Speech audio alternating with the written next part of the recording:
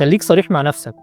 انت اخر مره شفت صوره واتسالت دي متصوره بكاميرا ولا بموبايل؟ السؤال ده من 10 15 سنه ما كانش موجود اصلا. زمان كانت الصوره بتتعرف من اول بصه دي كاميرا ولا موبايل. النهارده مش بس اتلخبطت، دي اتقلبت. انا مش جاي اقول لك الكاميرا احسن ولا الموبايل احسن، انا جاي اقول لك ازاي الموبايل دخل عالم التصوير من سنه 2000 ومع الوقت غير القواعد نفسها. في صور شفتها ناس اتخانقت في الكومنتات دي متصوره بكاميرا ولا بموبايل، في الاخر طلعت متصوره بايفون. وده ليه؟ مش لان الايفون بقى كاميرا، لكن الصوره اتصورت في ظروف الموبايل بيعرف يلعب فيها كويس. خلينا نبدا من الاصل. سنه 2000 اول موبايل بكاميرا كان CH04 لشارب.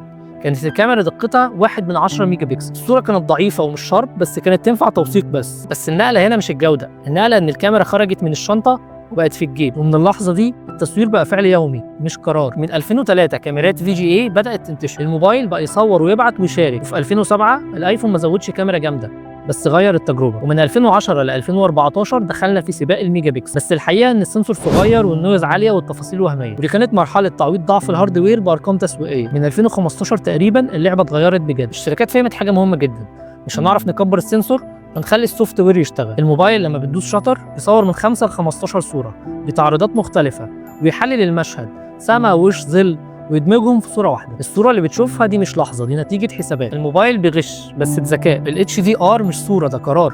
والنايت مود مش تعريض طويل، ده دمج وتثبيت واي اي. والسكين تونز ذكاء اصطناعي عارف وشك قبل ما انت تشوف. الموبايل ما بيسالكش تحب اعمل ايه، الموبايل بيقول لك سيبها عليا. ليه الموبايل بقى خطير في التصوير الليلي؟ لانه بيعتمد على تعريضات متعدده وتثبيت رقمي وازاله نويز ذكيه. وعلشان كده الموبايل ممكن يطلع صوره ليل احسن من الكاميرا لو اللي ماسك الكاميرا مش فاهم اعداداتها. انت بتفتكر البوكيه والعزل في الكاميرا ليه احسن من الموبايل؟ عمق ميدان حقيقي وعدسه وفيزياء، لكن الموبايل خريطه عمق وعزل برمجي. علشان كده في الموبايل اوقات العين بتبقى مظبوطه والشعر لا. يعني مثلا لو صورت صوره بورتريه بالموبايل هتلاقي العين مظبوطه، لكن لو جيت عملت زوم هتلاقي الشعر متآكل وكمان الودان والعزل فيها مش مظبوط. ولو جيت صورت نفس الصوره بالكاميرا بعدسه 85 مللي حتى لو قديمه وجيت تعمل زوم هتلاقي العزل طبيعي لان مفيش اي قرار برمجي. الكاميرا سنسور اكبر وروح حقيقي وعدسه تغير احساس الصوره.